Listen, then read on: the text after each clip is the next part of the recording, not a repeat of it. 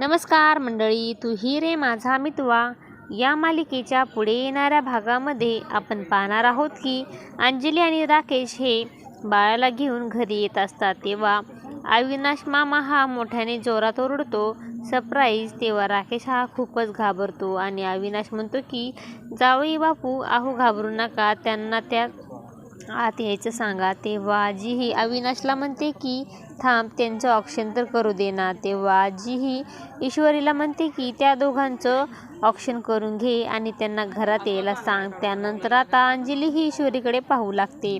तर आता आतमध्ये आल्यानंतर वल्लरीही राकेशला चहा घे म्हणत असते। तेव्हा राकेश म्हणतो की धन्यवाद मावशी।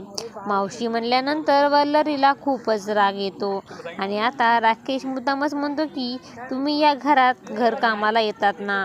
तेव्हा ईश्वरी ही सर्व ऐकत असते आणि बघत असते। वल्लरी रागानेच मात्र राकेशाकडे पाहत असते।